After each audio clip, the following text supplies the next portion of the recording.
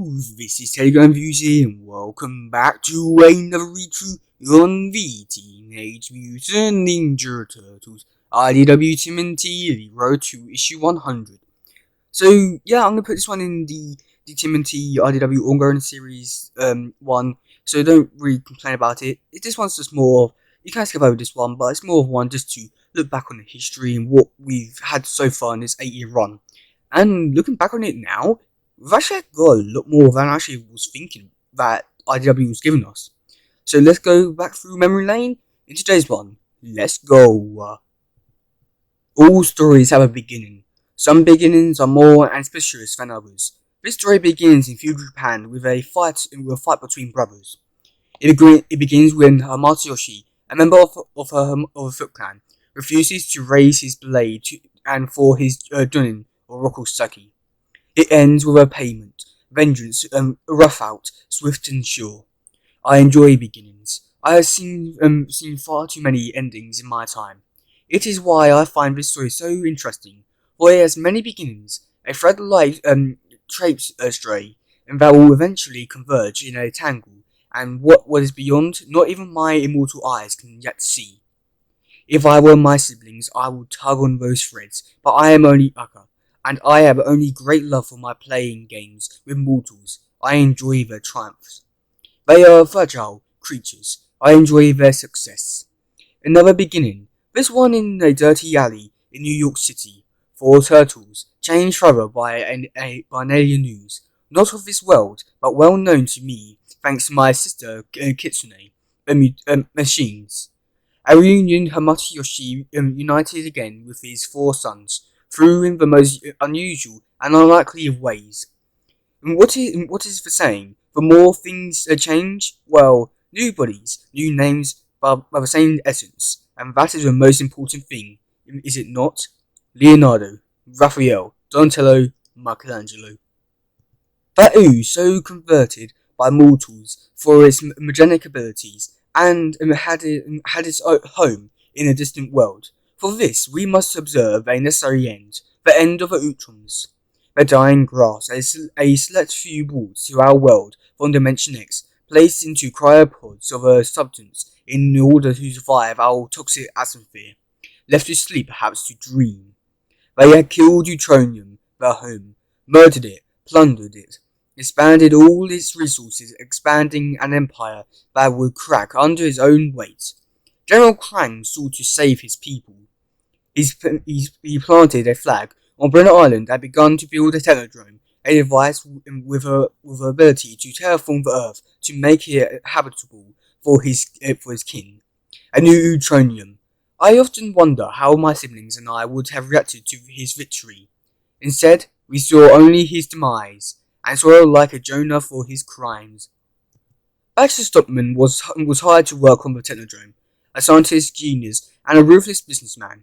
Mr. Stockman grew up, much like my siblings and I, played a game of his own until he became an adept at navigating the balls, escaping Brenner Island as his atmosphere was becoming inhospitable, and taking my sister's knight, Orokosaki, with him.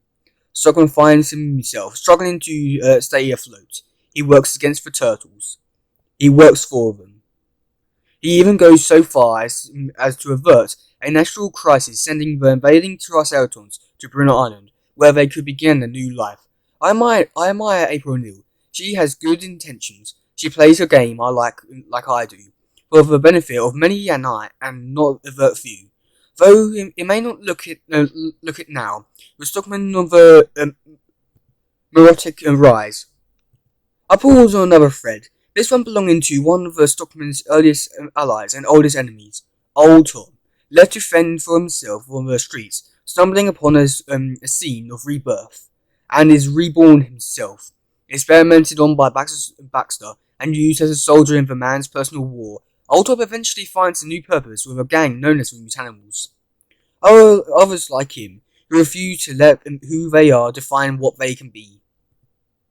I admired their treachery, their belief and their hope. Even in the face of despair, this story begins in a test tube. Slash, born of the same ruse that birthed Leonardo, Raphael, Donatello, and Michelangelo, had overcome his own arrogance and fear. He had developed into a bright young creature, adopted by Agent Bishop, had head of the Earth Protection Force. Slash is turned into a weapon, capable of only of following orders. The Mutanimals and the Mutant Turtles race against the clock to save their friend from Agent Bishop clutches, but by the time they reach him, it's already too late. The EPF has turned him into the very thing he feared of becoming, a destroyer. Old Hob, heartbroken over the loss of one of his own, responds in kind, killing Agent Bishop. Or so it seems. Agent Bishop's story begins in deformity. After a primitive birth, he is whisked away by a father who is observed with perfection. Unable to bear the thought of a deformed child, he builds his only son, exoskeleton, who hides him from the outside world his true appearance. And just like his father, Agent Bishop grows up with a desire to rid the earth of all things that do not belong here. I have often wondered, after the hearty and whole grating he left for our peaceful Triceratons, how he would react to my siblings. The fight is brutal but short. It ends, as things must, with the help of Baxter Stockman. It begins a new, full-fledged invasion of Brunner Island, the only land mass successfully terraformed by General Krang Technodrome. Brunner Island becomes the last station for Utroms and the Triceratons. In Agent Bishop's eyes, it must be destroyed. He brings an army, he brings Slash. Like many of my siblings, he falls to take into account the treachery of mortals, the strength of their wills. Slash died a hero, which is all he ever wanted to be. Agent Bishop fails. And in his failure, he is reminded of his shortcomings. Surely, we all have shortcomings. My brother Mammoth is too isolated. My brother Varakin is too chaotic. My sister Kitsune is too single-minded. My brother Gareth is indestructible. Amato Yoshi, Master Splinter, shortcomings was that he was too honourable. Orokosaki, the Shredder, that he was not honourable enough. After his defeats at the hands of his former sword brother, Orokosaki departs to this mortal plane, leaving Hamato Yoshi in charge of the Foot Clan. Saki's granddaughter, Oroko Karai, pledges service to him, and shortly thereafter takes leave of New York for distant shores, while Hamato Yoshi remains as an auspicious beginning. Brother in the woods, no fight, no revenge, no swift and unwinding justice. Just two boys enjoying the freedom of their childhood. For such humble origins come those who will change the world. Without this piece of innocence, many beginnings will not follow. In Japan, Karai embarks on a quest to discover an ancient blade, a weapon provided by the gods to drive back invasion. A sword from Batu Takogata, the Kara no Chen Sword of Hate. Acquired by the Foot Clan, legend said it is resided in the tomb of Tatsu. Legends are very often born of a grain of truth. With its power, Karai cements her place as a leader, just like her grandmother before her. Another beginning. Now we arrive just before the juncture, just before the inevitable collision of these many threads, then unavoidable kind and tangle. The brothers are divided as they have never been before. Donatello would be proactive and could be seer if he is so focused on the future that he turns to Metalhead, an unstable AI created by his friend Howlinger in an effort to predict it. Observed by the plight of the Utrom and the threats of the new Technodrome, he is blinded to present. Not even I can see what happens tomorrow, though I am very well versed enough in the ways of mortals, even mutant ones, to guess what might happen next. Meanwhile, Leonardo is driven by an unsatisfactory presents. He complains of the meaning of family. He sees a father changed by hardened by power. He sees brother drifting away. He sees himself ununified to his reality, an agreement, an honourable exchange for control of Foot Clan. A war is coming. I can feel it. Altop draws a line in the sand. On one side, with mutants and their friends. On the other side, everyone else. Agent Bishop forged a dangerous new alliance, and Metalhead becomes bearing the gift of war. The brothers argue over a plan of action. Do they focus on the still present dangers of Bruno Island as Dante wishes? Do they continue to train for orphans as Michael wants? Do they leave this fight to others? As Raphael argues, Leonardo has no answer except to rest his hopes on the shoulders of his father as Karai returns to retake the Foot Clan. Mortals are not alone in their ability to become diplomatic when the situation requires. But so many of my family gatherings, tension and simmer, undeniable beneath. Orokosaki's body is gone, whisked away by my sister Kizitsune for nevertheless purpose. But the Shredder soul is alive, walking the long road through hell, and in an attempt to find salvation, redemption. I could not say. Saki was never known to me as he was not to my sister, though Kizitsune plan are easy enough to guess. She wishes to bring back the destructive force of the dragon, my father.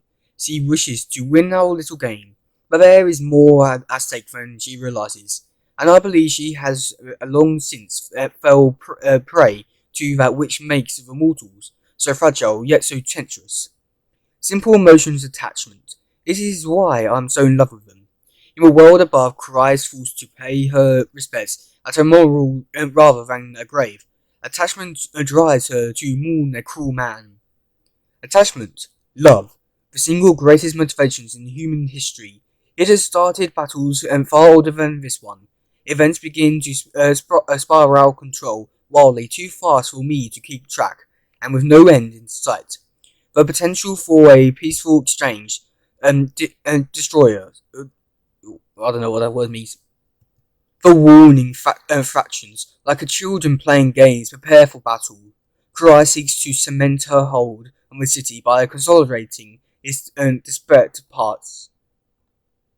And Spencer's protege, Jenny, seeking peace, is stabbed in sight. Despite Gambit leads to an unexpected result. But in a city at war, nowhere is safe. In exchange for dangerous technology, to aid in his continued search for evolution, Metalhead agrees to help Bishop and track down the turtles. Like old Todd, keeping target firmly within crossfire of weapons or plans with devastating consequences. And where are those with those story we began? The 5 threads who hold towers stretch back to Japan. Mars and Splinter, having lost the battle against Karai, is separated from family and clan, as both begin to fall apart.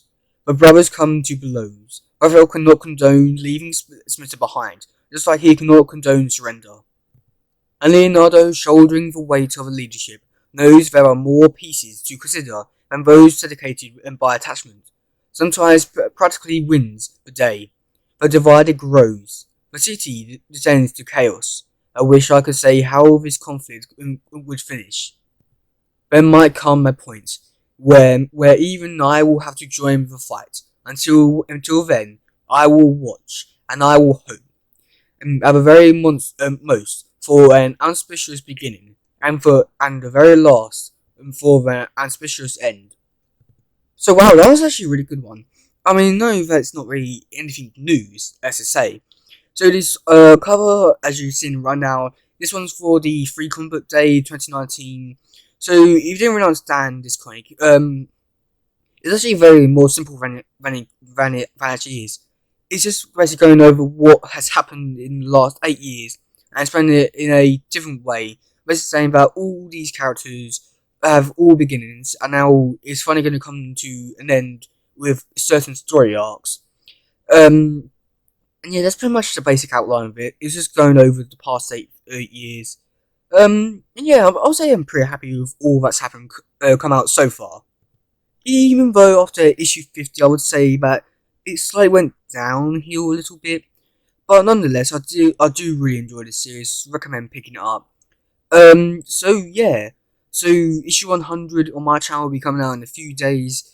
But yeah, I do hope you guys enjoy that one. So that's it for today, guys. If you like this one, please share, like, subscribe, and all that stuff. Goodbye, yo. Bye.